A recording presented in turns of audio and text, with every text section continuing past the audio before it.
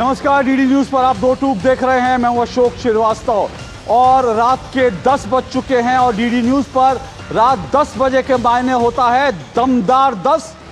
जी हां, दमदार 10, क्योंकि रात 10 बजे आपका पसंदीदा टेलीविजन शो, आपका पसंदीदा टीवी शो, आपका पसंदीदा टेलीविजन डिबेट शो दो टूक 10 बजे प्रसारित होता है। और हम आपको बार बार याद दिलाते हैं कि हमारा वक्त बदला है पर हमारे तेवर नहीं बदले हैं। उन्हीं तेवरों के साथ हम हर सच आप तक पहुंचाते हैं और हर झूठ का पर्दाफाश करते हैं। आज विजयदशमी का पर्व है और विजयदशमी के पर्व पर सबसे पहले दो टूक के सभी दर्शकों को, डीडी न्यूज के सभी दर्शकों को विजयदशमी की ढेर सारी शुभकामनाएं। विजयदशमी दरअसल वो पर्व है जब हम अधर्म पर धर्म की जीत का जश्न मनाते हैं, पर्व मनाते हैं कि देखिए कैसे अधर्म का नाश हुआ, धर्म ने कैसे अधर्म का खात्मा किया, अंत किया। और आज देश भर में धर्म के प्रतीक, धर्म ध्वजा के प्रतीक भगवान श्री राम के हाथों से तीर चला और उस तीर से रावण जो अधर्म का प्रतीक है वो मारा गया। लेकिन आज ही के दिन राहुल गांधी ने भारत के बाहर, विदेश से एक बार फिर भारत की संवैधानिक संस्थाओं पर तीर मारा है, तीर छोड़ा है, आलोचना का तीर छोड़ा है, झूठ का तीर छोड़ा है, प्रोपेगेंडा का तीर छोड़ा है। इसका फैसला आप कीजिए कि राहुल गांधी ने जो तीर मारा है वो दरअसल धर्म का प्रतीक है या अधर्म का प्रतीक है। देश की जनता इसको तय करेगी। लेकिन यह पहला मौका नहीं है जब राहुल गांधी ने इस तरह से भारत के लोकतंत्र पर वार किया है, भारत की लोकतांत्रिक संस्थाओं पर वार किया है। क्योंकि राहुल गांधी इन दिनों कोलंबिया में, और कोलंबिया में उन्होंने ये कहा कि जो भारत की डेमोक्रेसी है वो खतरे में है, भारत की डेमोक्रेसी डेंजर में है।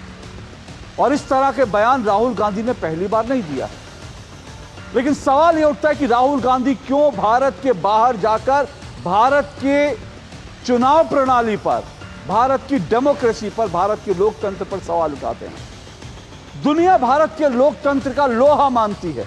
दुनिया में सबसे बड़ा लोकतंत्र भारत का है। 90 करोड़ लोग यहां पर जो है वोट देने के लिए एलिजिबल हैं। 70-80 करोड़ लोग जो है वोट देते हैं। हर साल हमारे यहां चुनाव होते हैं, पारदर्शिता से चुनाव होते हैं। लेकिन उसके बावजूद राहुल गांधी जब कभी विदेश जाते हैं तो भारत के डेमोक्रेटिक सिस्टम को, भारत के लोकतंत्र पर सवाल उठाते हैं। ये कितना जायज है? और आखिर राहुल गांधी ऐसा कर क्यों रहे हैं बार बार? क्या इसलिए ऐसा कर रहे हैं क्योंकि वो 90 से ज्यादा बार चुनाव हार चुके हैं, क्योंकि वो जनता का विश्वास नहीं जीत रहे और इसीलिए उनको डेमोक्रेसी पर अब यकीन नहीं रहा? दो टूक में हम इसी पर चर्चा करेंगे। इससे पहले आगे बढ़े, आज का शीर्षक मेरा क्या है? आज मेरा जो दो टूक का शीर्षक है वो जरा देखिए। फिर विदेश से दुष्प्रचार, लोकतंत्र पर वार।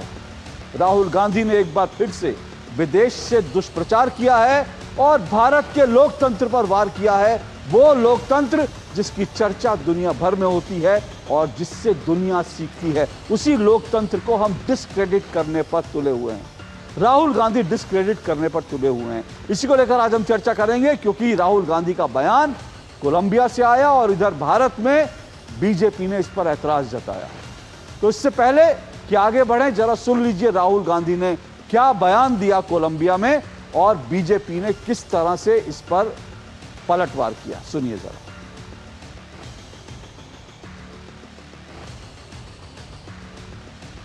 तो सुनिए जरा, आपको सुनाता हूं राहुल गांधी ने दरअसल क्या कुछ कहा, जरा सुनिए।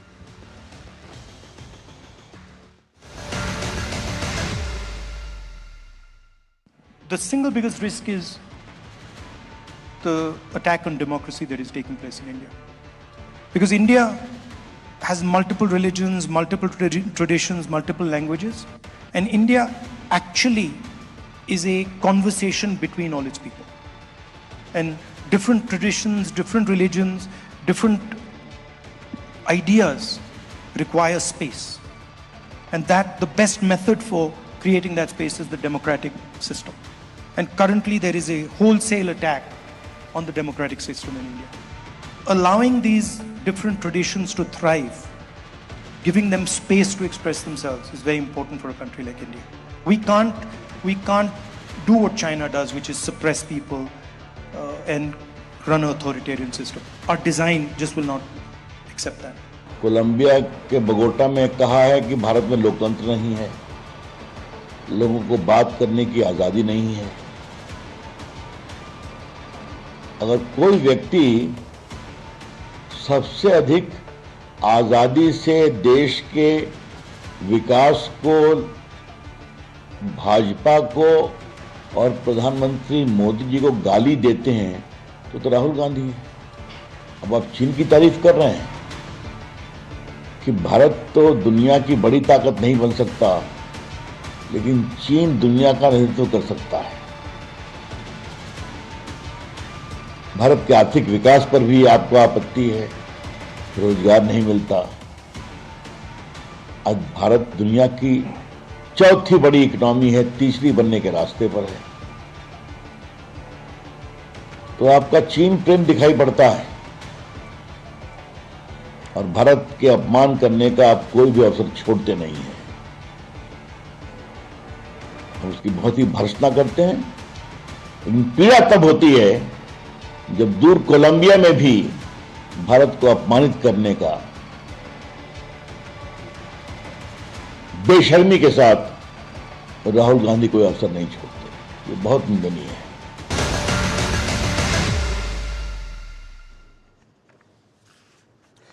तो राहुल गांधी का बयान मैंने आपको सुनवाया, बीजेपी ने इस पर ऐतराज जताया, ये सब आपके सामने है और इसी को लेकर आज की चर्चा, आज की डिबेट को हम आगे बढ़ाएंगे। मेरे साथ आज 4 मेहमान जुड़ चुके हैं। आइए चारों मेहमानों का परिचय करवा दूं। मेरे साथ रोहन गुप्ता जुड़ चुके हैं, बीजेपी के राष्ट्रीय प्रवक्ता हैं रोहन गुप्ता जी। तहसीन पूनावाला जी जुड़ चुके हैं, राजनीतिक विश्लेषक है तहसीन पूनावाला जी। मेरे साथ डॉक्टर राजकुमार राजन आरजेडी के प्रवक्ता हैं और अनुराग वर्मा वरिष्ठ पत्रकार। आप चारों मेहमानों का बहुत बहुत शुक्रिया और स्वागत। शुरुआत कर रहा हूं एक बार फिर से तहसीन पूनावाला और रोहन गुप्ता, 1.5 मिनट में आप दोनों को दूंगा। और राहुल गांधी के बयान को क्या जस्टिफाई किया जा सकता है, ये पहला मौका नहीं और मैं आपको राहुल गांधी के पुराने बयान भी सुनवाऊंगा। उन्होंने किस किस तरह से विदेशी धरती पर जाकर भारत की डेमोक्रेसी, भारत के लोकतंत्र पर सवाल उठाया है। आखिर भारत के लोकतंत्र से क्या राहुल गांधी हार रहे हैं, इसलिए भारत के लोकतंत्र से उनको बैर हो गया है? तहसीन पूनावाला, 1.5 मिनट आपके। जी, अव्वल तो आपको, रोहन भाई को, सभी पैनलिस्ट को, दूरदर्शन के सभी दर्शकों को विजयदशमी की ढेर सारी शुभकामनाएं। गांधी जयंती और लाल बहादुर शास्त्री जी के जयंती पर भी ढेर सारी शुभकामनाएं। देखिए, राहुल जी के, आपने कहा आप राहुल जी के पहले के भी बयान सुना सकते हैं, वर्तमान बयान सुना सकते हैं, लेकिन यही बयान मैं आदरणीय प्रधानमंत्री नरेंद्र मोदी जी की भी सुना सकता हूं, जब आदरणीय प्रधानमंत्री ने कहा था कि उनके प्रधानमंत्री बनने से पहले किसी को। एक मिनट रुकिए, किसी का ऑडियो लीक हो रहा है। मेरे चारों मेहमानों में से कोई एक किसी का ऑडियो लीक हो रहा है। अगर आपके पास कोई टीवी सेट है जहां आप सुन रहे हैं तो उसकी आवाज कृपया करके बिल्कुल बंद कर दीजिए प्लीज। जी थैंक यू अशोक जी। मैं आदरणीय प्रधानमंत्री जी के भी आपको पहले के बयान सुना सकता हूं, जहां पे आदरणीय प्रधानमंत्री जी ने कहा था कि उनके प्रधानमंत्री बनने से पहले किसी को भारतीय होने पे गर्व नहीं था, या पहले 60 साल का भी कूड़ा साफ कर रहे थे जो विदेश में कहा गया था। आप उसे इत्तेफाक रखो या ना रखो, मुझे लगता है वो उस तरह की स्टेटमेंट भी नहीं देना चाहिए था। मैं राहुल जी के बारे में ये कहूंगा कि देखिए, राहुल जी जो बात कर रहे थे, चर्चा करते भारत के लोकतंत्र की बात कर रहे थे, उन्होंने ये भी कहा कि भारत का लोकतंत्र है, एक कॉन्वर्सेशन है, लेकिन इसके अलावा जो चीज वो यहाँ पर कहते वो चीज भी कंबोडिया में वायरल हो सकती है। आज हमारी जो दुनिया है, खास करके इंटरनेट की दुनिया, जैसे अशोक जी आपका शो मुझे डीएम आता अमेरिका से, कई कई जगह से, लोग तो सब जगह पर देखते हैं। तो आज की दुनिया में बॉर्डर्स नहीं, जो चीज आप कहते हो उसी चीज पे आपको कायम रहना चाहिए। तो जहां तक सवाल है राहुल गांधी जी का, वो वही चीज कह रहे कि भारत में लोकतंत्र है और इस लोकतंत्र को और भी मजबूत करना चाहिए। मुझे नहीं लगता कि पिछले कुछ वर्षों के अंदर 10-11 साल में कोई भी संस्था ज्यादा मजबूत हुई है। आप हाल में देखिए सुप्रीम कोर्ट ने किस तरह से फटकार लगाया इलेक्शन कमीशन को, तो संस्था मजबूत नहीं हुई। वो इस तरह की बातें कहना चाहते हैं। ओके, आपके 1.5 मिनट में आऊंगा आपके बात पर। रोहन गुप्ता रिस्पॉन्ड कीजिए। दुनिया बड़ी छोटी हो गई है, कोई मायने नहीं रखता वो यहाँ बयान दे या अमेरिका में दे, इससे क्या फर्क पड़ता है? देखिए, बहुत बड़ा फर्क है अशोक जी। देश के अंदर राजनीति होगी क्योंकि अलग अलग विचारधारा है, अलग अलग पार्टी है। हर पार्टी का काम है कि ऑपोजिशन पर अटैक कीजिए, चुनावी रैली हो, उनका काम है। पर देश के बाहर आप जब जाते हैं और स्पेशली आप एलओपी है, तो आप कोई सामान्य साधारण नेता नहीं, आप एक संवैधानिक पद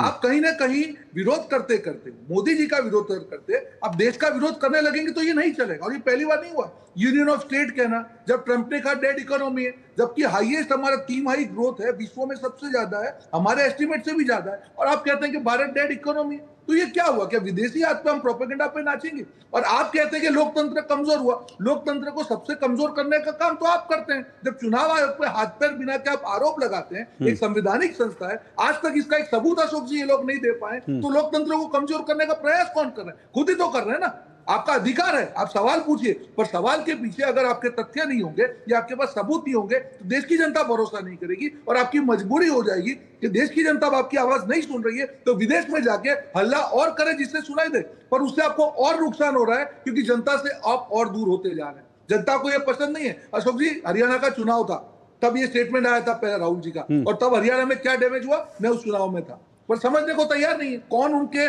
जो एडवाइजर हैं, जो दरबारी है, उनको एडवाइस देते होंगे कि देश के बाहर जाके देश की बात करिए। ये कौन सा प्लेटफॉर्म है अशोक जी? आपको देश की जनता को कन्विंस करना, आप देश की जनता को आप कन्विंस नहीं कर पाते, देश के बाहर जाके भाषण देंगे और आप समझिए कि देश आपको माफ करेगा। इस प्रकार की मानसिकता को देश नहीं माफ करेगा। ओके, तहसीन पूनावाला जी, आपने दो बातें कही और मेरा काउंटर क्वेश्चन है। आपने प्रधानमंत्री के कुछ बयानों की याद दिलाई। देखिए, मैंने आज कहा, मेरा आज राहुल गांधी के आज कई सारे बयान हैं, मैं स्पेसिफिकली आज उनका डेमोक्रेसी पर लेकर, और राहुल गांधी के एक झूठ का भी मैं पर्दाफाश करूंगा, लेकिन मैं स्पेसिफिकली फिलहाल जो मैं इस बात को कर रहा हूं कि क्यों उन्होंने डेमोक्रेसी पर सवाल उठाया। क्या किसी भी नेता ने, भारत के किसी भी नेता ने भारत के बाहर जाकर भारत की डेमोक्रेसी पर कभी सवाल उठाया? वो डेमोक्रेसी जिसमें 90 करोड़ लोग जो हैं, जिसमें सरकार चुनते हैं, दुनिया की कोई लोकतंत्र इतना बड़ा नहीं है। लेकिन भारत की डेमोक्रेसी पे जो भारत की ताकत है दुनिया के लिए, क्योंकि भारत अभी ऐसा नहीं है कि भारत पहले नंबर की अर्थव्यवस्था है, ऐसा नहीं है कि भारत जो है पहले नंबर का एक्सपोर्टर है, ऐसा नहीं है कि भारत पहले नंबर की सैन्य शक्ति है, लेकिन भारत दुनिया की सबसे बड़ी पहले नंबर का डेमोक्रेसी है। और भारत की इसी ताकत पर, भारत के इसी जो भारत का गर्व है, उसी गर्व पर राहुल गांधी जाकर प्रहार कर रहे हैं। क्या यह आपत्तिजनक नहीं है? यह आपने बिल्कुल सही कहा कि लोकतंत्र, जमहूरियत भारत का गर्व है और हम सबको इस पर बहुत फख्र है। पर क्या इसके पहले अशोक जी, बड़े विनम्रता से मैं पूछता हूं, किसी इलेक्शन कमीशन पर सुप्रीम कोर्ट इस तरह से हावी हुई है कि जो भी विपक्ष ने कहा उन सारे पॉइंट्स को माननीय सुप्रीम कोर्ट ने माना है? जिस तरह से प्रस्तुत किया जाता इस डेमोक्रेसी को, इस लोकतंत्र को कौन गार्ड करेगा? Election commission. और मुझे बहुत अफसोस होता है, आपके शो पे इलेक्शन कमीशन ठीक एक पॉलिटिकल पार्टी की तरह बिहेव कर रही थी, तो आज सुप्रीम कोर्ट को इंटरफेयर करना पड़ा। इन चीजों से अगर हम नहीं बात करेंगे इन पर, तो हमारा लोकतंत्र मजबूत कैसा रहेगा? मैं बिल्कुल मानता हूं हम एक लोकतांत्रिक मुल्क है, लेकिन लोकतंत्र को मजबूत रखने के लिए रोज बातचीत करना जरूरी है, और वो आदरणीय राहुल गांधी जी विपक्ष के नेता कर रहे हैं। रोहन गुप्ता, रिस्पॉन्ड कीजिए। बिल्कुल नहीं, ऐसे में देखिए फर्क है कंस्ट्रक्टिव क्रिटिसिज्म में और आरोप लगाने में फर्क है। आप देश के बाहर जाते हैं, एलओपी के नाते जब देश की कमजोरी की बात करते हैं, आपको लगता है ये बात ठीक है, आप करिए। देश के अंदर किसने रोका? कभी अशोक जी ने ये तो नहीं कहा कि आप क्यों बीजेपी पे आरोप लग रहा है या मोदी जी पे। हमारा काम है जवाब देंगे। आपने कहा चुनाव आयोग पे, मैं डंके की चोट पे कहता हूं, वो महाराष्ट्र चुनाव के बाद की बात हो या अभी तक एक भी जगह पे आपको लगता है कि इतने गंभीर आरोप साबित होने के बाद देश की जनता उसको माफ करेगी? नहीं। क्यों? आपके मुद्दे में दम नहीं है। क्यों जनता आपकी बात पे भरोसा नहीं कर रही है? क्योंकि एविडेंस नहीं है। और मैं आपको बिहार का एग्जांपल दे रहा हूं अशोक जी, क्योंकि तेजस्वी यादव ये मुद्दा समझ गए कि वोट चोरी का जो नारा है वो पूरी तरह फ्लॉप हो चुका है, इसलिए कांग्रेस से किनारा करने वाले पूरा मुद्दा उन्होंने बदल दिया। और मैं वापस आपको बोल के जा रहा हूं आपके शो पे कि बिहार में एनडीए की जो सरकार बनेगी, जो वोट चोरी का इनका विफल कैंपेन है, वो कहीं ना कहीं गिफ्ट दे रही है हमको, और कहीं ना कहीं हाथ में आके हमको ये जो जीत होगी तब हम बात करेंगे कि वोट चोरी का उसमें कितना बड़ा, जैसे चौकीदार चोर फेल हुआ वैसे ही वोट चोरी फेल हो चुकी। ओके, और तभी मैं आपको कह रहा हूं कि आप आरोप लगाइए, अगर आपके पास तथ्य नहीं है, अगर आपकी बात में सबूत नहीं है, वो देश के अंदर करें या देश के बाहर करें, कितना भी चिल्लाएंगे देश की जनता भरोसा आप पे नहीं करेगी और आपकी विश्वसनीयता और कम होती जाएगी, जो देश के लिए ठीक नहीं है। बोलिए तहसीन। दो चीज कहना चाहता हूँ रोहन भाई। वोट चोरी का जो आरोप माननीय विपक्ष के नेता लगा रहे, ये कोई सियासी फायदे नुकसान की बात नहीं है।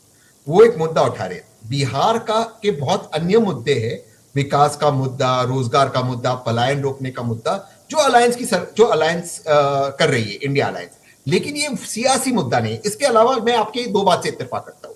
एक बात जो आपने कहा कि विदेश मुझे ये लगता है, और मैं हालांकि मैं ट्वीट करने मान रहा था कि आदरणीय खड़गे जी की तबीयत ठीक नहीं, आदरणीय राहुल जी कंबोडिया में, तो फिर चुनाव कौन देख रहा है कांग्रेस का? मैं जेन्युइनली ये ट्वीट करने वाला था, फिर मैंने नहीं किया उसको ट्वीट, आपके शो पे बोल दिया, तो देख कौन रहा है? तो किसी ने कोई होना चाहिए। और दूसरी चीज से मैं इत्तेफाक रखता हूं कि देखिए, इससे मोदी जी पे पर्सनल अटैक से कभी कांग्रेस को फायदा नहीं हुआ, ये दो चीजें मैं बिल्कुल अग्री करता हूं। तो जितना भी आप आदरणीय प्रधानमंत्री पर अटैक करोगे उससे विपक्ष को नुकसान होगा, ये दो चीजें मैं उनको भी एडवाइस करता हूं। लेकिन आप जानते हो रोहन जी, मैं इससे ज्यादा एडवाइस लेते नहीं लोग। हाँ, एक मिनट रोहन जी, तहसीन जी, आपने जो बात कही ना, पूरा का पूरा जो ये वोट चोरी या ईवीएम है, उसका पूरा क्रक्स उसी में छुपा हुआ है, उसी में छुपा हुआ है। नहीं सुनिए ना, मैं बताता हूँ कैसे, मैं बता रहा हूँ। हाँ बोलिए। अच्छा रोहन जी आप बोलिए। तहसीन मैंने सही बोला, और इसलिए मैं बार बार कहता हूँ कि अच्छे प्रवक्ता होने के बाद भी, एकलव्य की तरह अंगूठा काटने के बाद भी कभी कांग्रेस इनकी सेवा नहीं लेगी, क्योंकि दरबारी इनकी कभी भी इनकी जो है एडवाइस नहीं मानेंगे। उनको मालूम है तहसीन भाई कई बार सच बोल जाता है, अब उनकी मजबूरी यहाँ पे आके डिपेंड तो करना पड़ेगा। पर मुद्दा समझिए तहसीन भी, आपने कहा कि अगर ये सियासी मुद्दा नहीं होता तो पूरा कैंपेन 1 महीने का जो वोट अधिकार यात्रा पूरी की, वो क्या था? सियासी नहीं है तो क्या है? आपके पास लोकल मुद्दे थे और आप विपक्ष में थे। विपक्ष में होने के बाद में अगर आप वोट चोरी को मुख्य मुद्दा बनाते हैं, इसका मतलब आप जनता को यह मैसेज दे रहे हैं कि आपके पास मुद्दों का अकाल है, आप एंटी इनकम्बेंसी के बारे में बात करने के लिए सक्षम नहीं है। इसके मतलब बिहार में विकास हुआ है, ये दोनों तरीके से काउंटर प्रोडक्टिव है। और इसीलिए बोल रहा हूं कि ये जो भी दरबारी एडवाइस कर रहे हैं कि आप बड़े हीरो बन जाएंगे, बड़े बड़े नारे देंगे, उससे आपको वोट मिलेंगे, नहीं मिलेंगे अशोक जी। अगर जो 7 करोड़ 24 लोग, आखिरी चीज बोल रहा हूं अशोक जी, 7 करोड़ 24 लाख लोग जिनके नाम वोटर लिस्ट में आ गए, क्या इनके लिए मुद्दा है? जो लोगों के नाम नहीं आए और एक ड्राफ्ट लिस्ट पब्लिश हुआ, जिसके नाम नहीं आए थे उन्होंने एप्लीकेशन किया, उसके अंदर आ गए, तो ये मुद्दा बचा किसके लिए भाई साहब? कौन आपको वोट देगा इस मुद्दे पे? क्या आपको इतनी बेसिक चीज समझ नहीं आ रही? और आप ही फिर देश के बाहर जाके बोल रहे हैं कि लोकतंत्र खतरे में। तो जब आप काउंटर खुद के ही पॉइंट को आप काउंटर करेंगे तो कैसे कोई विश्वास करेगा आपकी बात पे? देखिए, तो मुख्य मुद्दा मैं यही कह रहा हूं, तहसीन पूनावाला ने एक बहुत इंपॉर्टेंट बात कही, और कांग्रेस अगर उसको समझ ले ना, तो कांग्रेस को ईवीएम के खिलाफ फर्जी जो है कैंपेन ना चलाना पड़े, वोट चोरी का फर्जी कैंपेन ना चलाना पड़े। क्योंकि तहसीन पूनावाला ने क्या कहा कि वो सोच रहे हैं कि कांग्रेस के राष्ट्रीय अध्यक्ष जो है वो हॉस्पिटल में है, उनकी तबीयत ठीक नहीं है, भगवान उनको जल्द स्वस्थ करें, तो वो हॉस्पिटल में है। राहुल गांधी विदेश में, तो कांग्रेस का बिहार का चुनाव देख कौन रहा है? और यही सवाल सही है।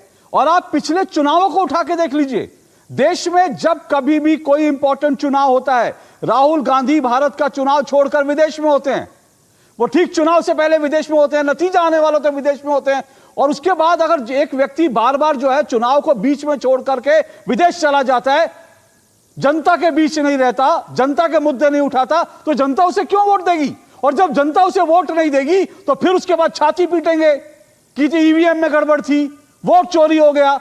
इसलिए मैं कह रहा हूं कि ये जो पूरा का पूरा बात है ना, कांग्रेस को, राहुल गांधी को, मल्लिकार्जुन खड़गे को पहले अपने घर के अंदर, अपने दिल में देखना चाहिए कि वो क्यों बार बार 90 से ज्यादा चुनाव हार रहे हैं, क्यों हार रहे हैं बार बार। कुछ तो उनमें कमी होगी। अगर आपको लग रहा है कि आप वोट चोरी, ईवीएम जैसे मुद्दे बनाकर चुनाव जीत जाओगे, तो ये आपकी बहुत बड़ी गलतफहमी है। इससे आप तालियां बटोर लोगे, हेडलाइंस बटोर लोगे, बाहर विदेश में जाओगे, विदेश में जो है आधे भरे आधे खाली हॉल में तालियां बटोर लोगे। और मैं जो ये कह रहा हूं आधा भरा आधा खाली हॉल, मैंने देखा है वो वीडियो, आधा हॉल खाली पड़ा है, 150 लोगों की संख्या होगी, उसमें 75 लोग बैठे हैं। अगर आप 75 लोगों की तालियां, विदेश के 75 लोगों की तालियों के दम पर आप ये सोच रहे हैं कि आप भारत में हीरो बन जाएंगे, वोट चोरी का, भारत की डेमोक्रेसी खत्म होने का आपका आरोप सही साबित हो जाएगा, तो मुझे लगता है फिर भगवान ही आपको बचाए। राजकुमार राजन जी, क्या भारत की डेमोक्रेसी इतनी कमजोर है? याद दिला रहा हूं आपको, इसी डेमोक्रेसी में आप लोग जो हैं, पिछले बिहार के विधानसभा चुनाव में आप सबसे बड़ी पार्टी बने थे, इसी डेमोक्रेसी में। क्या भारत की डेमोक्रेसी खत्म हो गई है? अशोक जी देखिए, पहली बात तो यह है कि बीजेपी को यह गलतफहमी नहीं होनी चाहिए कि जब बीजेपी के किसी मुद्दे को विरोध किया जाता है तो वो देश के मुद्दे को समझकर भारत का अपमान समझने लगते हैं। सत्ता कुछ गड़बड़ियां करेगी, सत्ता अगर जनता के पक्ष में नहीं है तो उसका विरोध होगा। दूसरी बात, यह ग्लोबलाइज समय है, वैश्वीकरण का युग है। अब क्षेत्रीयता और सीमाएं जो है वह इस हद तक टूट चुकी है कि सोशल मीडिया पर कोई भी बात यहां बोली जाती है वो विदेश में जाती है, विदेश की बात विदेश में बोली जाती है यहां आ जाती है। तीसरी बात कि यदि राहुल गांधी के इस बयान को आप विरोध करते हैं तो फिर सियोल में दिए गए आदरणीय माननीय प्रधानमंत्री जी के उस बयान को भी गलत ठहराना पड़ेगा। दोनों भिन्न चीज नहीं है, दोनों एक दूसरे से जुड़े हुए हैं। चौथी बात, क्या इस देश में लोकतंत्र के संदर्भ में पहली बार माननीय सुप्रीम कोर्ट के 4 जज ने जो कहा था कि आने वाली पीढ़ी माफ नहीं करेगी अगर हम अभी नहीं बोलते, प्रेस कॉन्फ्रेंस नहीं किया था? क्या बिहार की धरती पर एसआईआर की प्रक्रिया जिस तरह से लाया गया, जिस समय लाया गया था, बिना राजनीतिक पार्टियों को विश्वास में लिए हुए, और चुनाव आयोग जिस तरह से उसकी विश्वसनीयता पर एक बहुत बड़ा प्रश्न चिन्ह लग रहा था, जो संविधान का मूल ढांचा है, जिस पर संविधान अवलंबित है, विश्वसनीयता उसका आधार होता है, और अंततः विपक्ष को पूरी तरह से सुप्रीम कोर्ट जाना पड़ा, और सुप्रीम कोर्ट ने अंततः जो 2 निर्णय दिए वो जनता के फेवर में गया। आधार कार्ड को नहीं जोड़ रहे थे आप 65 लाख वोटर जो बाहर छूटे हुए थे उसका नाम प्रकाशित नहीं कर रहे थे। क्या इस तरह के संवैधानिक संस्थाओं को कमजोर किया जा रहा था? क्या उसके पीछे कोई षड्यंत्र था? राजन क्या जी, उसके पीछे राजन जी, राजन जी सुनिए, राजन जी सुनिए, राजन जी सुनिए, 1 मिनट को मैं आप 1 मिनट, राजन जी सुनिए 1 मिनट, मैं आपके 1 मिनट को आपने जो तर्क दिए मैं उनको मान लेता हूं जायज, ठीक है? 2 आपके तर्क। वैसे तो मुझे आपको याद दिलाने की जरूरत नहीं है कि इसी सुप्रीम कोर्ट पर एसआईआर का जो पूरी डिबेट चल रही थी उसमें आप लोगों को कहां कहां मुंह की खानी पड़ी है, मैं वो याद नहीं दिला रहा। आप जहां विजयी बनकर उभरे हैं, जैसा आप दिखाते हैं, मैं उन्हीं 2 बिंदुओं को ले लेता हूं। आप लोगों ने आधार कहा, सुप्रीम कोर्ट ने कहा ठीक है आधार काउंटिंग होगी। आपने लोगों ने लिस्ट मांगी 65 लाख की, आपको वो लिस्ट मिल गई। आप लोग को सुप्रीम कोर्ट गए तो आप विजयी हुए कि नहीं हुए आपके हिसाब से बताइए, हाँ या ना? देखिए निसंदेह यही तो मैं कह रहा हूं। मैं यही, मेरी बात पूरी नहीं हुई है सर, मेरी बात पूरी नहीं हुई है। मैंने आपको टोका नहीं, राजन जी सुनना पड़ेगा, मैंने आपको टोका नहीं, मैंने आपको कंटिन्यू बोलने का मौका दिया। लेकिन आप लोग जो फेक नैरेटिव बनाते हैं जनता के बीच, मुझे उसको एक्सपोज करने का अधिकार है। और क्यों है? आप लोगों की बात के आधार पर ही है। अभी आपने कहा ये 2 चीजें ऐसी हुई जिसमें आपको जो है, आपने जो कहा वो माना गया। मैं देश की जनता से पूछना चाहता हूं, अगर भारत के विपक्ष के पास सुप्रीम कोर्ट, देश की अदालतें ओपन है, जहां वो जाते हैं डेमोक्रेसी में, जो उनको गलत लगता है वहां उनकी वो बात मानी जाती है। भारत की डेमोक्रेसी वाइब्रेंट हुई कि नहीं हुई? ये चीन नहीं है, ये पाकिस्तान नहीं है, अफगानिस्तान नहीं है। यहां भारत के विपक्ष के पास पूरी आजादी है कि वो अपनी बात पब्लिक में भी रखे, टेलीविजन शोज में भी रखे, देश की सुप्रीम कोर्ट में भी रखे। अगर आप सही बोल रहे हैं राजन जी, तो देश की जनता जो 2 टूक देख रही है आपकी बात सही मानेगी, आपके फेवर में जाएगी। अगर आप सही बोल रहे हैं तो सुप्रीम कोर्ट आपके फेवर में जाएगा, आपको वो राहत देगा। लेकिन उसके बावजूद आप ये कहें कि भारत में डेमोक्रेसी खत्म हो गई है, इससे बड़ा झूठ कोई नहीं हो सकता। आपको कदम कदम पर हमारी डेमोक्रेसी में आपके पास सेफ्टी वॉल्व्स हैं, कदम कदम पर हैं, कदम कदम पर आपके पास सरकार को चुनौती देने के लिए आपके पास साधन है। आप पब्लिक में जाते हैं, जनता रैली करते हैं, आप अपनी अधिकार यात्रा निकालते हैं, सुप्रीम कोर्ट जाते हैं, टेलीविजन में जाते हैं, प्रेस कॉन्फ्रेंस में करते हैं, हर जगह आपकी सुनवाई होती है। उसके बावजूद आप छाती पीटे कि हालात देश बर्बाद हो गए, देश की डेमोक्रेसी बर्बाद हो गई। इससे बड़ी फेक, इससे बड़ी झूठी बात क्या होगी राजन जी? अशोक जी, यही दुर्भाग्य है कि आपने बोलने के लिए बुलाया, लेकिन आप जो प्रवक्ता को बोलना चाहिए उससे ज्यादा आप बोल लेते हैं। वाह, मतलब मैं प्रवक्ता को 2 मिनट, मैं प्रवक्ता को बिना रोके टोके बोलने दूं तब तक डेमोक्रेसी सुरक्षित है। यही देखिए, 1 मिनट निकल गया दम, डेमोक्रेसी का दम निकल गया। अब सुनिए, नहीं, अब आपने ना राजेश जी, ना, अब आपको सुनना पड़ेगा। मैं आपको समय दूंगा, लेकिन अब आपको सुनना पड़ेगा। मैंने आपको बिना रोके टोके 2.5 मिनट बोलने दिया, तब तक डेमोक्रेसी सुरक्षित थी। जैसे एक पत्रकार ने आपके बोलने पर सवाल उठाया, डेमोक्रेसी खतरे में आ गई। यही आपका डबल स्टैंडर्ड। आप बोलिए। प्रश्न देखिए अशोक जी, संस्थाओं के ऊपर जब प्रश्न लगते हैं, और ऐसे संस्थाओं के ऊपर, आपका मीडिया संस्थान भी उसमें से एक है, और लोकतंत्र का स्तंभ है चुनाव आयोग, अगर उसके विश्वसनीयता पर प्रश्न खड़ा होता है तो लोकतंत्र हमारा कमजोर हो रहा है। क्योंकि पारदर्शिता और निष्पक्षता 2 ऐसे मूल्य है चुनाव आयोग के, जिस पर जनता के आम का विश्वास है, और वही विश्वसनीयता जो है लोकतंत्र को मजबूत करता है। देखिए, लगातार चुनाव आयोग को जो कहा जा रहा था विपक्ष की तरफ से, चुनाव आयोग का दायित्व जनता के प्रति है जवाबदेह, और जनता का प्रतिनिधि होता है ऑल पार्टीज। उनके बातों को चुनाव आयोग को सुनना चाहिए, लेकिन चुनाव आयोग ने एक बात नहीं सुनी, अंततः सुप्रीम कोर्ट जाना पड़ा। अंततः उसके द्वारा जो निर्णय आया जनता के पक्ष में आया, अशोक जी, और जनता मैं आ रहा हूं के बीच में हमको वोट अधिकार यात्रा के तहत जाना पड़ा अवेयरनेस के लिए।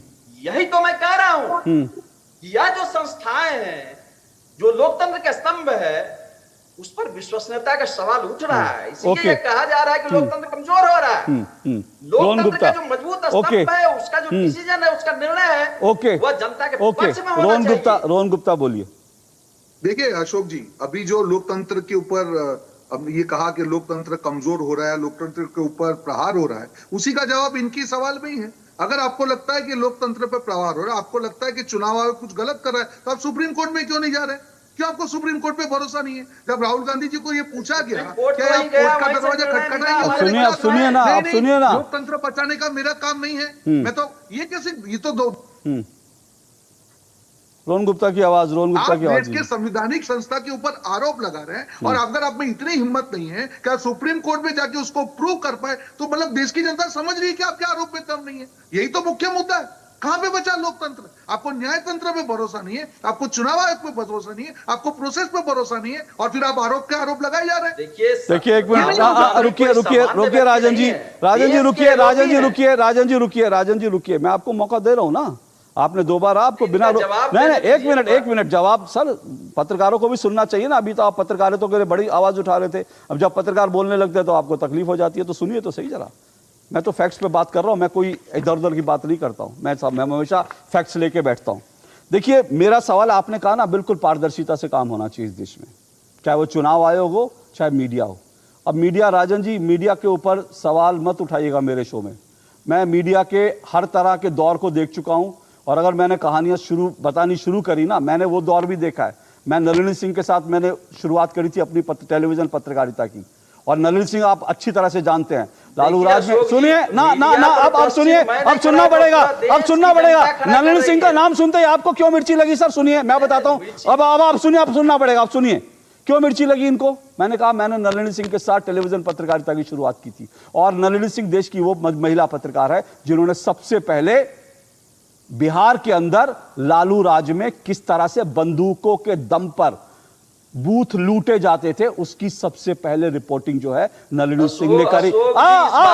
अब मिर्ची नहीं, अब सुनना पड़ेगा राजन जी, अब सुनना पड़ेगा। अब भागिए मत। अभी आप मीडिया की पारदर्शिता की बात कर रहे थे, अब आप भागने लगे। आवाज रोकिए ना, अब इनकी आवाज रोकिए। अब ये चिल्लाने लगे, अब राजन जी को दर्द होने लगा, क्योंकि मैंने कुछ फैक्ट सामने रख दिए, तो अब राजन जी को दर्द होने लगा। मैंने कहा, मैं एक एक फैक्ट जो रखता हूं पूरे के पूरा ठोक बजा के रखता हूं, और राजन जी अगर दम है, हिम्मत है, तो चुनौती देता हूं, आप मुझे घसीट लीजिए कोर्ट में। मैं आपको बताऊंगा कि लालू राज में किस तरह से बंदूकों के दम पर बिहार में बूथ लूटे जाते थे। एक बात, इसलिए मीडिया को मत बताइएगा। और मैं देश के उन पत्रकारों में से भी हूं जिसको कांग्रेस ने पकड़ने के लिए कर्नाटक से पुलिस भेजी थी, तो मुझे मत बताइएगा मीडिया कैसे पारदर्शी होना चाहिए। और मीडिया का आज विषय नहीं है, मैं उसमें नहीं जाता। सुनिए ना, मिर्ची काहे लग गई राजन जी? लगातार बोल रहे, सुनने का मादा नहीं है। चलिए मैं अनुराग के पास जाता हूं, क्योंकि दिक्कत यही है, भारत के विपक्ष की दिक्कत यही है कि वो जो चाहते हैं ना, जो बोल रहा है वही सच है, और जब सच से सामना कराओ तो मिर्ची लग जाती है विपक्ष को।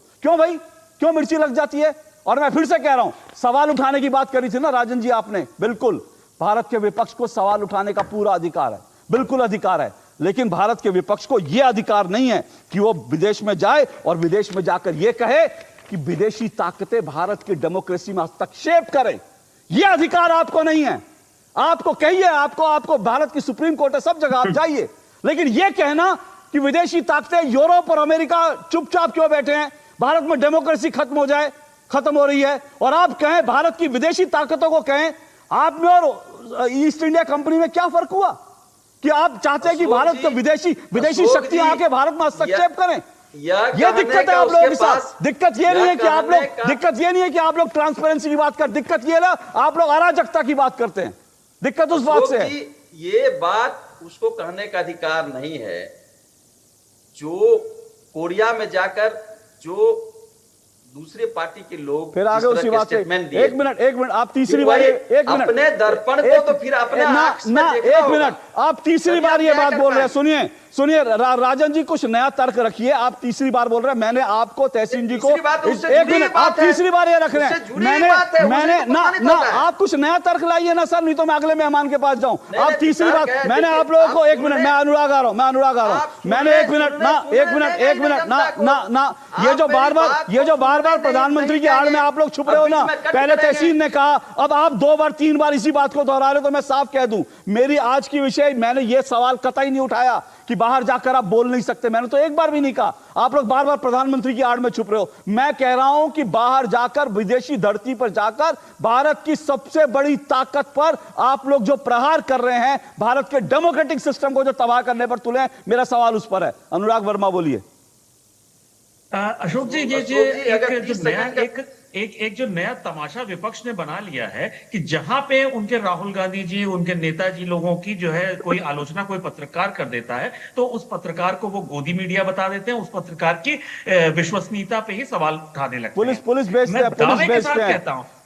हैं, सिर्फ विश्वसनीयता पे सवाल नहीं उठाते। जो व्यवहार है राहुल गांधी जी के, जो अनुराग वर्मा दुरुस्त कीजिए अपने आप को, सिर्फ विश्वसनीयता पे सवाल नहीं उठाते हैं, पुलिस भेजते हैं उसको गिरफ्तार करने के लिए। अब आगे बढ़िए। उससे बड़ा आपसे बड़ा उदाहरण तो कोई है ही नहीं इस बारे में कि या तो उनके मर्जी की बात करो। और अशोक जी, ये पूरा इतिहास रहा है आजादी के बाद से, जिस पत्रकार ने इनके खिलाफ आवाजें उठाई हैं उसको जेल में डालना, उसको टॉर्चर करना इनकी सरकार का नियम रहा हुआ है।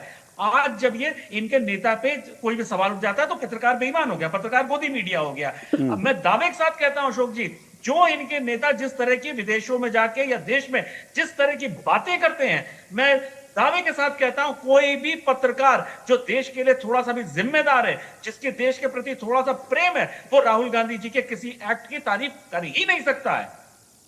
यहां अगर हम आज के मुद्दे की बात करें तो राहुल गांधी जी ने विदेशी धरती पर जाके देश को शर्मसार करने की कोशिश ये पहली बार नहीं करी है, इन्होंने पहले भी कई बार किया है।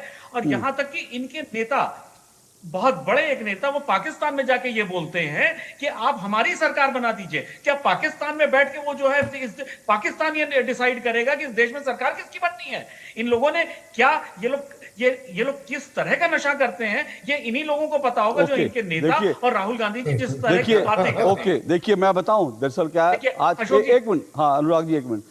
ऐसा है कि पत्रकारों का तो छोड़ दीजिए, आज का विषय नहीं है, लेकिन मैं आपको ये बताता हूं कि होता क्या है। दरअसल गांधी परिवार जब जब सत्ता से बेदखल होता है ना, क्योंकि गांधी परिवार को ऐसा लगता है कि भाई हमारी तो बपौती है, हिंदुस्तान हमारी बपौती है, हिंदुस्तान में तो सिर्फ गांधी परिवार ही शासन कर सकता है। 1977 में जब इंदिरा गांधी चुनाव हारी थी, इंदिरा गांधी का बयान आपको बता रहा हूं, इंदिरा गांधी ने क्या कहा था। मैंने कहा ना, पत्रकार छोड़ दीजिए, इस देश की जनता को गालियां खानी पड़ती हैं, इस देश की जनता को जेल में डाल दिया जाता है जब जब वो गांधी परिवार को हराता है, क्योंकि गांधी परिवार को तो देश लगता है कि उनकी बपौती है। 1977 में इंदिरा गांधी जब हारी थी चुनाव जनता पार्टी से, तब इंदिरा गांधी ने क्या कहा था? इंदिरा गांधी ने कहा था कि भारत के मतदाता मूर्ख हैं, भारत के मतदाता मूर्ख हैं। ये इंदिरा गांधी के शब्द थे जब वो इमरजेंसी के बाद चुनाव हारी थी। 1989 में राहुल गांधी हारे, राजीव गांधी हारे, तो 1989 में राजीव गांधी ने क्या कहा? ये तो भैया बैलेट पेपर की गड़बड़ है, बैलेट पेपर में गड़बड़ है, इसलिए मैं हारा।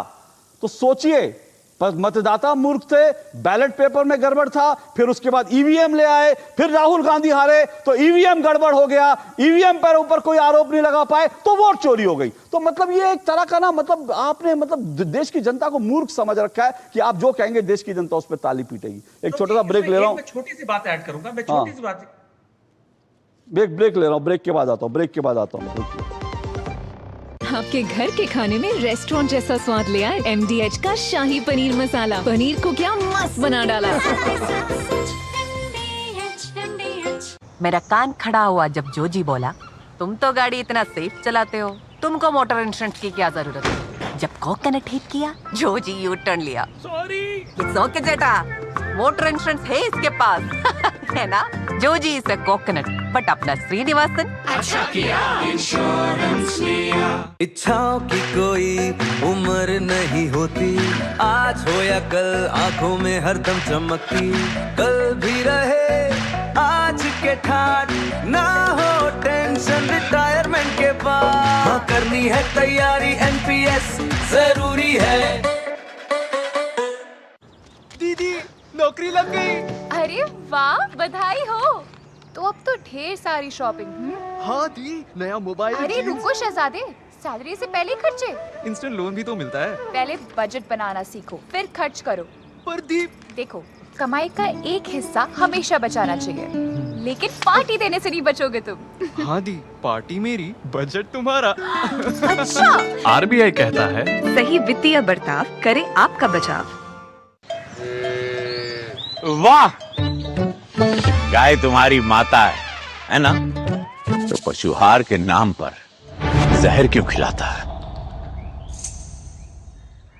अनसन हटा, दिल से खिला, सिर्फ कपिला, देश का नंबर 1 पशु आहार। आज मक्खी खाने का बहुत मन था, पर बीच में आ गए घोष बाबू। बोले आज तक एक भी मक्खी नहीं मारा है, पर एक दिन किस्मत ने उन्हें बड़ी जोर से कसकर मारी। जब 1,60,000 का बिल आया, बोले शाबाश। हेलो रंजन, क्लेम भी अप्रूव हो गया ताड़ाताड़ी। कार इंश्योरेंस लेना महंगा नहीं होता है, नहीं लेना महंगा पड़ सकता है। वाह घोष बाबू, अच्छा किया मोटर इंश्योरेंस लिया। अच्छा किया इंश्योरेंस लिया।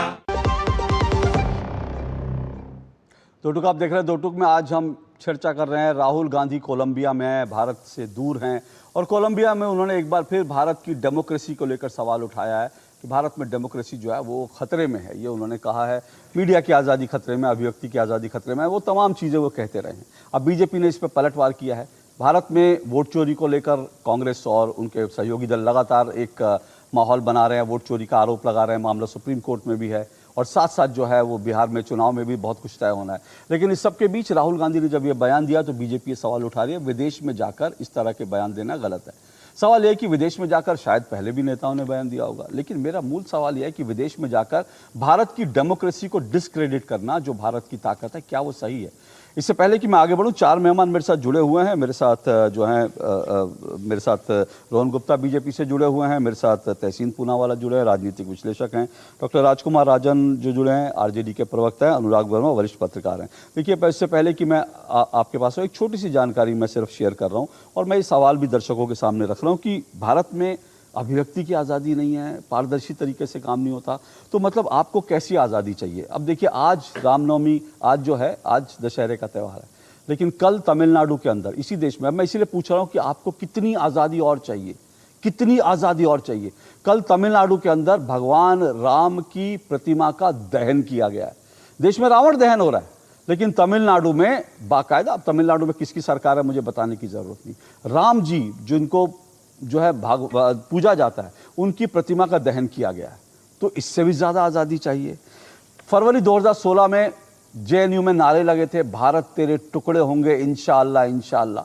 आपको भारत के टुकड़े करने से ज़्यादा आज़ादी चाहिए। सितंबर 2023 में उदयनिधि स्टालिन ने कहा था, सनातन को खत्म कर देना चाहिए, डेंगू मलेरिया मच्छर है। आपको इससे भी ज़्यादा आज़ादी चाहिए। जुलाई 2024 में राहुल गांधी ने कहा था, जो खुद को हिंदू कहते हैं वो हिंसक होते हैं। आपको इससे भी ज़्यादा आज़ादी चाहिए, इससे भी ज़्यादा ट्रांसपेरेंट तरीका चाहिए। दिसंबर 2024 में संसद में धक्का मारकर राहुल गांधी के साथ धक्का मुक्की में एक 80 साल के सांसद जो हैं वो हॉस्पिटलाइज हो गए थे, 3-4 दिन में हॉस्पिटल में रहना पड़ता। क्या आपको इससे भी ज़्यादा आज़ादी चाहिए, इससे भी ज़्यादा पारदर्शिता चाहिए? कितनी आज़ादी चाहिए? तहसीन पूनावाला। देखिए अशोक जी, इसको दो अलग तरीके से राहुल, आदरणीय विपक्ष के नेता जो कहते हैं, क्योंकि आज विजयदशमी का दिवस है, आज वो दिन है जब सत्य की झूठ पर, विनम्रता की अहंकार पर जीत होती है। वही रास्ते पे चले हुए हमारे राहुल जी, वो सिर्फ सच का रास्ता बोलते, चाहे फिर वो देश में हो या विदेश में, वो सिर्फ सत्य बोलते, सत्य के सिवा और कुछ बोल ही नहीं सकते। जहां तक बाकी सारी चीजें हैं जो आपने बाकी सारी उदाहरण दिए, से कई उदाहरण में भाजपा के भी लोगों के दे सकता हूँ, भाजपा के नेताओं के दे सकता हूँ। अभी पूरे ट्विटर के ऊपर हल्ला बचा हुआ है, भाजपा ने मध्य प्रदेश में हिंदुओं को बांटने का काम किया है, फिर झूठ कहा कि वो हमने एफिडेविट डाला नहीं, महाजन कमेटी वाला एफिडेविट, फिर वो एफिडेविट आ गया। तो ये देखिए, भाजपा से में कोई सर्टिफिकेट हमें नहीं चाहिए। सवाल यह है कि क्या भारत में लोकतंत्र है? बिल्कुल है। क्या लोकतंत्र मजबूत है? बिल्कुल है। पर विपक्ष का काम क्या है? लोकतंत्र को और भी मजबूत रखना और हमेशा अलर्ट रहना कि लोकतंत्र में कहीं पर भी खतरा ना आए। तो वो ही कर रहे विपक्ष के नेता, और बड़ी जिम्मेदारी से कर रहे। तहसीन जी, मैं बीजेपी कांग्रेस नहीं करता, लेकिन क्योंकि ये सवाल कांग्रेस ने उठाया इसलिए मैं आपसे पूछ रहा हूं, कांग्रेस के अंदर कितनी डेमोक्रेसी है? मैं डेमोक्रेसी है। कांग्रेस में कितने अलग अलग एमपीज के अलग अलग राय होते, कोई एक ही रास्ते पे चल नहीं सकता। आप देख लीजिए अभी। नहीं सर, मैं आपको थोड़ा सा करेक्ट कर दूं, तहसील भाई, एक ही रास्ता है कांग्रेस में।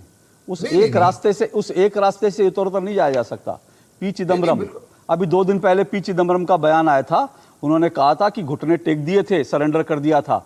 अब जो है पी चिदम्बरम को उसके लिए फटकार लगी है, और पी चिदम्बरम ने कहा मीडिया से बात करने में यही खतरा, अभी मीडिया की पारदर्शिता की बात हो रही थी ना, तो मीडिया से बात करने में यही खतरा है। कांग्रेस ने फटकारा तो 26/11 के अपने बयान से पलटे पी चिदम्बरम।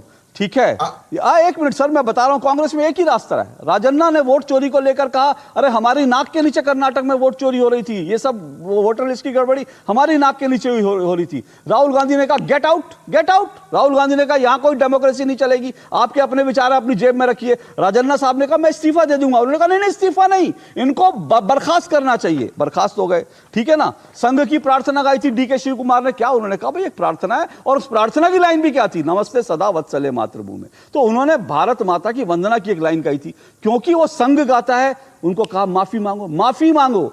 वो माफी मांगी क्योंकि गांधी परिवार को पसंद नहीं आया। शशि थरूर, मनीष तिवारी संसद में बोलना चाहते थे, सांसद थे, लेकिन गांधी परिवार की लाइन से अलग थे, इसलिए उनको संसद में बोलने की इजाजत। तो आप कितने डेमोक्रेसी की बात करेंगे सर, ये तो मैं आप मेरे पास समय नहीं है, मैं आपको बहुत सारी चीजें बता सकता हूं, आप रिस्पॉन्ड कीजिए। लेकिन सिर्फ एक चीज और बता दूं कि ये जो है ये शरद पवार हैं।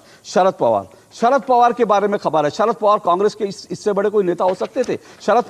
ये खबर कहती है, when Sharad Pawar was expelled from Congress for opposing Sonia Gandhi का विरोध करने के कारण शरद पवार को कांग्रेस से एक्सपेल कर दिया गया।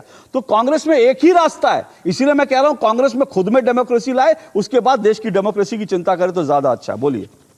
वही आदरणीय शरद पवार जी जो एक्सपेल होने के बाद लगातार कांग्रेस से मदद लिए, वही आदरणीय शरद पवार जी जिन्होंने 2014 में, बड़ी जिम्मेदारी से कह रहा हूं, भाजपा की मदद की कांग्रेस के साथ अलायंस में रहते हुए। कांग्रेस में एक गलती है, ये मैं मानता हूं, कांग्रेस उन्हीं लोगों को पीछे जाती है और उन्हीं लोगों को बार बार चांस देती है जो कांग्रेस का नुकसान करते हैं। आपने एक उदाहरण दिया एक इंटरव्यू का, वो जो मेंबर ऑफ पार्लियामेंट है, बड़े बड़े पद पे रहे, जब देखो उनके पार्टी लाइन से अलग उनका विचार होता है, अपना स्टेटमेंट देते थे। हरियाणा के चुनाव में कहते यही तो मैं आपसे कह रहा हूं, अभी 370 क्यों हटाया, अब हरियाणा के चुनाव के पहले कहते, फिर वो अब ये कहते हैं कि हम ये भाई कि किसी अभी ये मुद्दा है 26/11 का, जाकर इंटरव्यू, तो वही सही है। और मैं सही कह रहा हूं, राहुल गांधी जी की कुछ ऑनलाइन लेती, बेटा कोई ऑनलाइन ले लेता।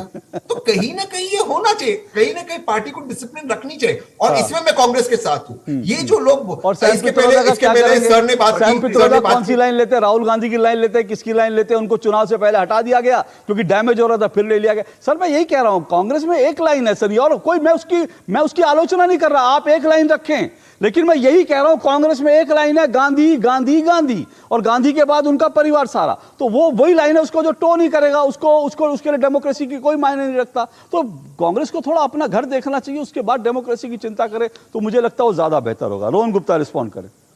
अशोक जी, अभी इन्होंने कहा कि पार्टी की लाइन, ऑपरेशन सिंदूर पूरा देश देख रहा है, जिस प्रकार से सरकार ने कार्रवाई की पूरा देश देख रहा है। 26/11 में क्या हुआ था कांग्रेस पार्टी को भी मालूम है, चिदम्बरम जी ने उसको बता दिया। तो अगर आपकी लाइन अगर देश के खिलाफ होगी, फिर आप मनीष तिवारी और शशि थरूर को कहेंगे कि पार्टी लाइन, अरे ऑपरेशन सिंदूर के खिलाफ कैसे कोई जा सकता है? देश ने उनको चुना है, देश की सरकार ने उनको चुना है देश को देश के बाहर रिप्रेजेंट करने के लिए, उसका भी आप विरोध करेंगे? ये क्या है? यही तो है दरबारियों की कांग्रेस। आप इसका विरोध कैसे कर सकते हैं? अब ये विरोध करके जनता के सामने कौन से मुंह से जाएंगे, वो तो मुझे बताइए। अभी चिदम्बरम जी ने कहा कि 26/11 के ऊपर वो प्रेशर था कि हमको एक्शन नहीं लेना है। क्या ये देश वो हो सकता है कि हमारी आत्माओं के ऊपर कोई बात करके चला जाए और हम लोग सामने रेसिप्रोकेट हमको डर लगता हो? ये क्या ये देश हो सकता है? और मनीष तिवारी और शशि थरूर का कसूर क्या था? उन्होंने देश को रिप्रेजेंट किया, उनको संसद में नहीं बोल दिया क्या? डिफेंस की जो एक्सटर्नल अफेयर्स की कमेटी के शशि थरूर हेड है, और उनको ही रिप्रेजेंटेशन आप बोलने के लिए नहीं दे रहे संसद में। आप कौन से पार्टी लाइन की बात कर रहे हैं? बोलिए। ये तो ये हो गया कि दरबारियों का महिमा मंडन करिए, नहीं तो आपको यही आपका हाल किया जाएगा। ये नहीं हो सकता है तहसीन भाई, और इसीलिए कांग्रेस पार्टी का इतना बुरा हाल होता जा रहा है कि जनता के नैरेटिव के खिलाफ पार्टी का नैरेटिव चंद दरबारी एसी केबिन में बैठ के बना रहे, और जिसको उनके बूढ़े मुखिया आसानी से सोचे बिना, ग्रासरूट की तहकीकात किए बिना उसको स्वीकार कर रहे, उसको पार्टी के ऊपर थोप रहे। ये सारे ऐसे नेता हैं जिन्होंने सालों तक कांग्रेस में काम किया है। क्या उनको समझ नहीं है? क्या शशि थरूर को समझ नहीं है? क्या मनीष तिवारी को समझ नहीं है? वो समझाने जाते हैं तो उनको ही एंटी नेशनल करार ओके, तहसीन बोलिए, तहसीन रिस्पॉन्ड करे, फिर मैं डॉक्टर राजन के पास जाऊंगा। इनकी बात रोहन भाई कर रहे हैं, जो पूर्व गृह मंत्री थे। मैं बड़ी जिम्मेदारी से कहता हूँ, बहुत बड़े नेता है, बहुत पावरफुल नेता है, और बहुत लोग की आपकी मीडिया की फर्टर्निटी से उनसे डर भी लगता है उनके पर। मैं आपसे सही कह रहा हूँ, उन्होंने जितना पार्टी का नुकसान किया है, अगर मैं पार्टी चलाता पहले उनको ठीक करता। मैं बहुत सर, अरे अभी बिहार का चुनाव चल रहा, आप 26/11 की बात कर रहे हैं। अच्छा, आप गृह मंत्री थे, आप पे प्रेशर था, क्यों रिजाइन नहीं किए, क्यों ऑब्जेक्शन नहीं लिया? आज वो बात आप निकाल रहे हो। तो मुझे ये लगता है कहीं ना कहीं क्या पार्टी को भी ये सोचना चाहिए, उनके अंदर ऐसे लोग हैं जिनके स्टेटमेंट से पार्टी को नुकसान होता है। सर ने बात की पाकिस्तान जाकर एक सर, इसका एक मायने और निकलता है, बार-बार वो व्यक्ति को नुकसान करता है। नहीं, तहसीन जी, इसका एक मतलब और निकलता है कि कांग्रेस में रहकर सच नहीं बोला जा सकता, क्योंकि चिदम्बरम ने सच बोला, इसलिए वो पार्टी लाइन नहीं थी। मैं बिल्कुल अगर नहीं, मैं वो नहीं कह रहा हूं। मैं कह रहा हूं अगर वो बात सच था तो तब आपका धर्म, आपका कन्विक्शन कहा था कि आप कहते मैं रिजाइन करता हूं एज होम मिनिस्टर। मैं इसको एक्सेप्ट नहीं करता। 2008 की बात अब 2025 में कह रहे, जब बिहार के चुनाव चल रहे, क्या मतलब है इसका? ओके, मैं बहुत पॉलिटिकल आदमी हूं, मैं बहुत प्रैक्टिकल बातें कर रहा हूं। आज इसे नुकसान किसका हुआ? रोहन भाई आज मेरे पे अटैक कर रहे, मेरे पास कोई डिफेंस है नहीं। सही कह रहे रोहन भाई, तो नुकसान किसका हुआ? नुकसान कांग्रेस का हुआ ना। तो क्यों कह रहे आप कांग्रेस के लिए लड़ रहे हैं, बीजेपी के लिए? वो तय करना चाहिए। और राहुल गांधी को ये जिम्मेदारी लेकर इन लोगों को फिर सीरियसली बात करना चाहिए कि मीडिया किस तरह से आपका कम्युनिकेशन। मैं आपको राहुल गांधी की जिम्मेदारी, आज चिदम्बरम जी जैसे नेता को भी लग रहा है कि उनकी सुनवाई नहीं है पार्टी में। मैं आपको फैक्ट बता रहा हूं। और क्या चाहिए उनको? थरूर जैसे लोग, सुनिए, मनीष तिवारी, शशि थरूर जैसे लोग, क्या उनकी गलती क्या थी? जिस प्रकार से उनको पार्टी में एक एलिनेट करके आए हैं। कोई कांग्रेस के सांसद आपने देखे संसद के पिक्चर? बात करने को उनसे तैयार नहीं थे। आप क्या सोचते क्या है? क्या ये नेताओं के स्वाभिमान नहीं है? क्या इन नेताओं को लगता है कि कोई गुनाह करके आए और फिर आप उनको अपनी चीजें थोप देंगे, और वो थोपने के बाद अगर वो आपको एडवाइस करेंगे, आप सुनेंगे नहीं, फिर उनको एंटी कांग्रेस करार कर देंगे? ये तो गलत हो गई ना बात। ओके, राजन जी, ओके, हाँ, जल्दी से 30 सेकंड राजन जी के पास।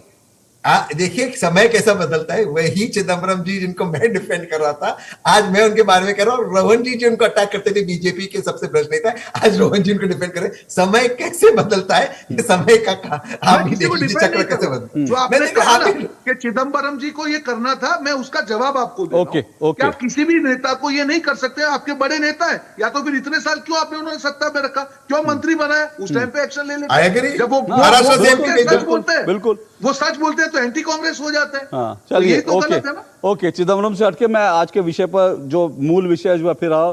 राजन जी, देखिए 2 या 3 दिन हुए ना, जब वो लिस्ट आई पूरी की पूरी, चुनाव आयोग ने अब तो पूरी लिस्ट दे दी, ट्रांसपेरेंसी दे दी।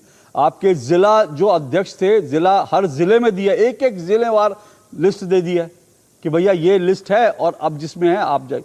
उस लिस्ट के आने के बाद पूरे विपक्ष में सन्नाटा है, पूरे विपक्ष में सन्नाटा है। जो वोट चोरी, या तो राहुल गांधी का इंतजार कर रहे हैं कि राहुल गांधी हाइड्रोजन बम के पुर्जे जो है विदेश से लेकर आएंगे तब हम बम फोड़ेंगे, या तो आप उसका इंतजार कर रहे हैं। लेकिन आरजेडी भी तो इतनी बड़ी पार्टी है, बिहार में तो इतनी बड़ी पार्टी है, पूरी वोटर लिस्ट आपके पास है, और आप अभी तक जो है आपके यहाँ से कोई नहीं आया कि भाई इसके नाम काट दिए, उसके नाम काट दिए, चुनाव आयोग ने ये कर दिया, वो कर दिया, इतने वोट चोरी करिए।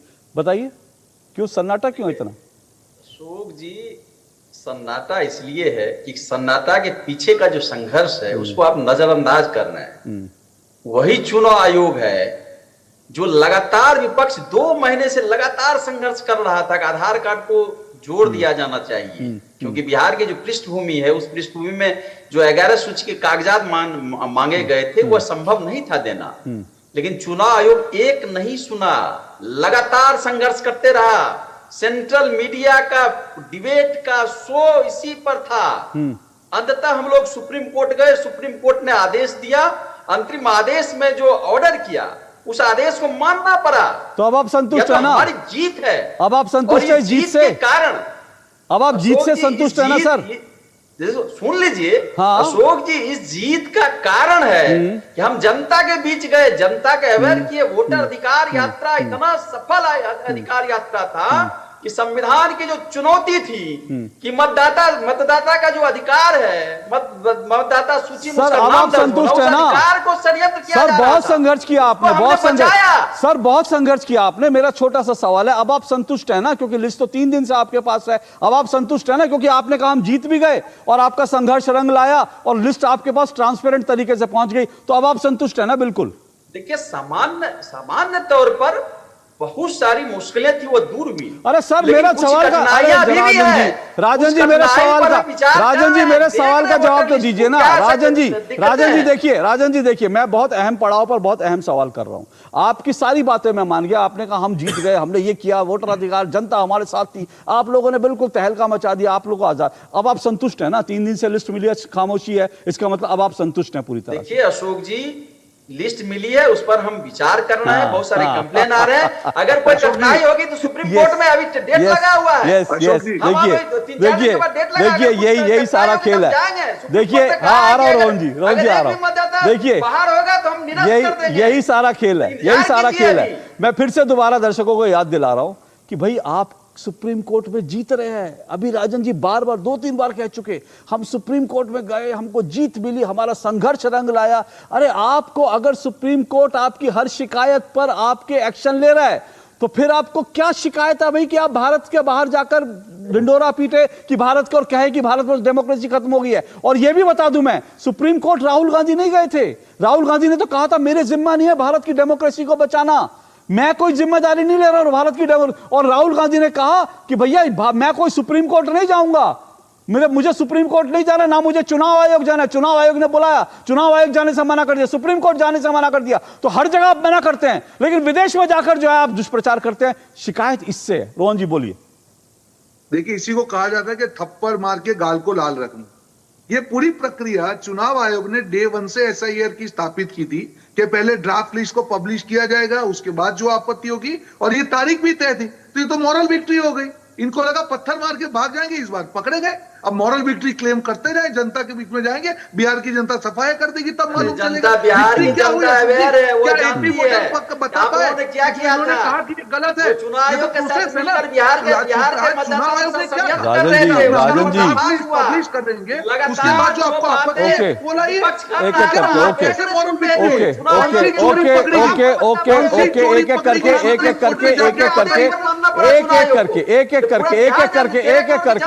राजन जी बिहार की जनता, राजन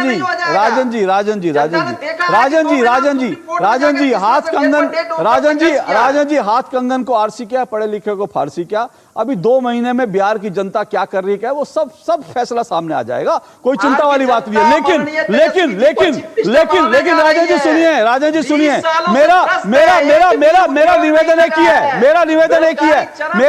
एक ही है कि भैया आप अगर चुनाव आप जीत जाएंगे तो आपकी जीत है, सुप्रीम कोर्ट में गए आपकी जीत है, लेकिन चुनाव हारने पर छाती मत पीटिएगा, सिर्फ इतना वादा कर दीजिए, वो आप नहीं करेंगे, क्योंकि आप एक खिड़की खुली रखना चाहते हैं देश में अराजकता फैलाने की, देश में झूठ बोलने की आप एक खिड़की खुली रखना चाहते हैं। नहीं तो हिम्मत है तो आज बोलिए कि हम संतुष्ट हैं, अब चुनाव बड़ा ट्रांसपेरेंट तरीके से होगा, उसके बाद आप हार जाएंगे तो फिर जेब में से पर्ची निकालेंगे कि चुनाव रिग हुआ है। यहीं पर आप लोग जो है देश की जनता को मूर्ख समझते हैं, जो इंदिरा गांधी ने कहा था, और इसीलिए आप लोग बार बार चुनाव हारते हैं। एक ब्रेक के बाद आ रहा हूं, अनुराग इस ब्रेक के बाद आ रहा हूं सीधा।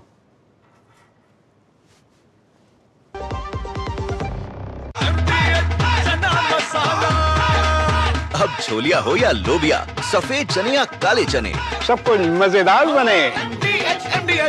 आज मक्खी खाने का बहुत मन था, पर बीच में आ गए घोष बाबू। बोले आज तक एक भी मक्खी नहीं मारा है, पर एक दिन किस्मत ने उन्हें बड़ी जोर से टक्कर मारी। जब 1,60,000 का बिल आया, बोले शाबाश। हेलो रंजन, क्लेम भी अप्रूव हो गया ताड़ाताड़ी। कार इंश्योरेंस लेना महंगा नहीं होता है, नहीं लेना महंगा पड़ सकता है। वाह घोष बाबू, अच्छा किया मोटर इंश्योरेंस लिया। दादा ये कौन सा प्लांट है? टेंजरीन, बहुत मीठा होता है, तोड़ना नहीं है। Free foreign trip, click on the link, अभी करता हूँ। दादू रुको, लिंक में क्लिक मत करना। क्यों? ये SMS स्कैम है, क्लिक करोगे तो आपके बैंक डिटेल्स होंगे चोरी। ओह, थैंक्स गप्पू, बचा लिया। ये ले तेरी समझदारी का फल। RBI कहता है स्मार्ट बनो कूल रहो।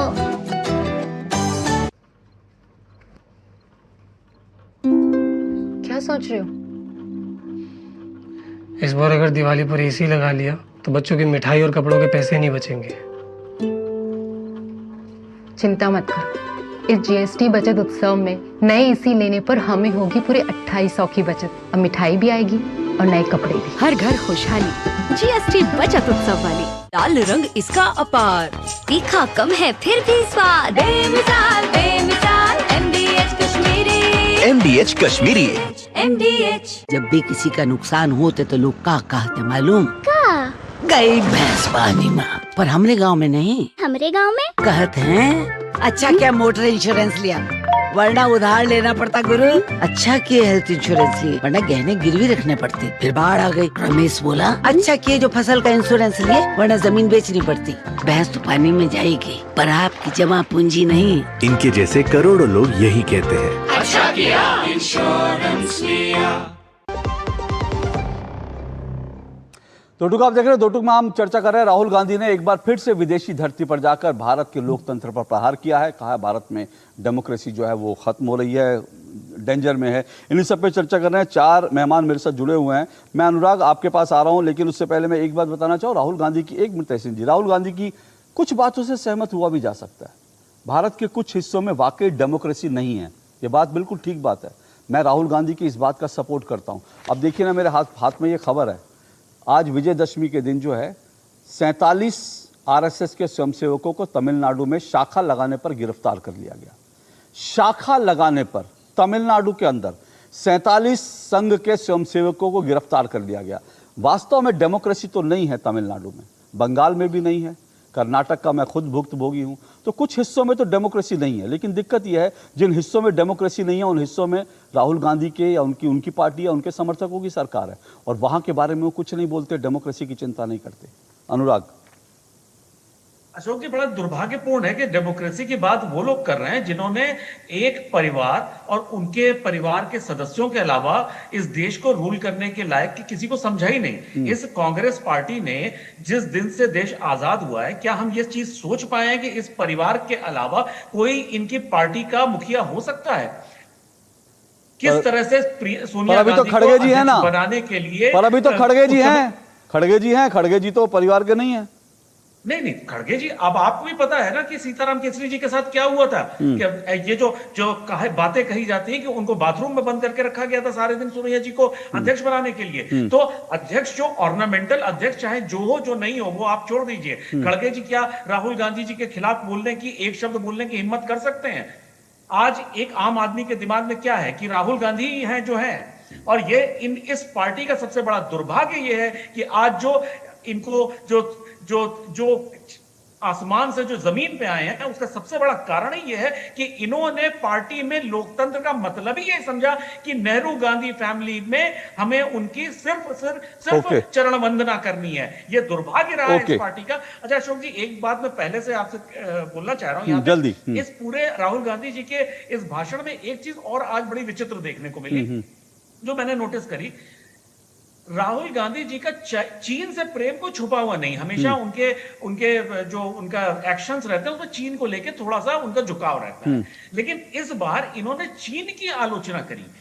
ये चीन की आलोचना करने के पीछे इनकी क्या मंशा रही, ये मेरे को थोड़ा सा समझने में मुश्किल हो रही। क्या एससीओ मीटिंग के बाद जिस तरह से भारत के रिश्ते चाइना के साथ थोड़े से सुधार की तरफ बढ़ रहे हैं, क्या ये राहुल गांधी जी को रास नहीं आ रहा है क्या कि भारत के पड़ोसी देशों के साथ रिश्ते अच्छे हो रहे हैं? ठीक है। राजकुमार जी से देखिए उससे भी उससे भी बड़ी बात जो है वो चीन में तहसीन जी जल्दी से रिस्पॉन्ड करेंगे, लेकिन उससे पहले बता दूं राहुल गांधी ने एक बार फिर विदेशी धरती पर जाकर झूठ बोला है, असत्य बोला है। राहुल गांधी ने कहा, वीर सावरकर ने अपनी किताब में लिखा कि जब मैं स्कूल में था तो अपने साथियों के साथ मिलकर के मैंने एक मुस्लिम स्टूडेंट्स को पीट दिया था।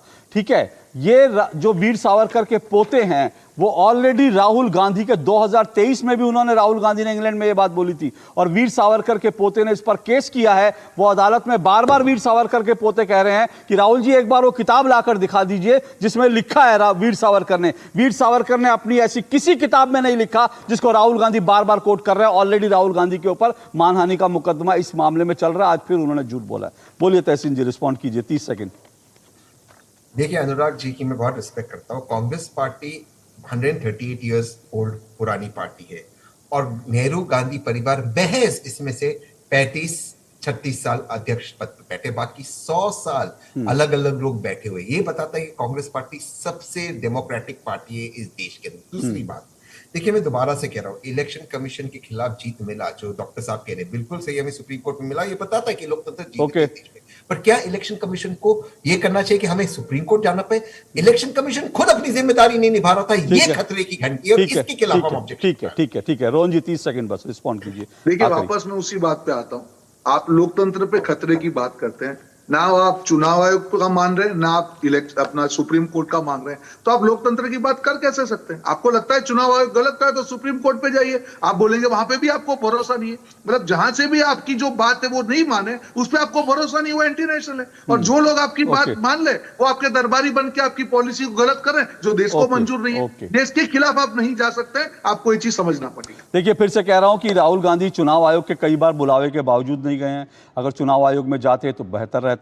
राहुल गांधी सुप्रीम कोर्ट जाने से साफ इनकार कर चुके हैं कि मैं कोर्ट में क्यों जाऊं, कोर्ट वोट में जाने से कुछ नहीं होगा, मेरा काम पब्लिक को मोबिलाइज करना है। तो मुझे लगता है इससे बचना चाहिए। चुनाव आयोग में अगर कुछ कमियां हैं आप डिबेट कीजिए, सवाल उठाइए, भारत में लड़िए, लेकिन कम से कम विदेश जाकर जो है इस तरह के दुष्प्रचार नहीं करना चाहिए भारत की संवैधानिक संस्थाओं पर। और वो आदमी करे जो संविधान की किताब लेकर घूमता, वो शोभा नहीं देता। आज के लिए इतना ही। सभी मेहमानों का शुक्रिया, इजाजत दीजिए, नमस्कार।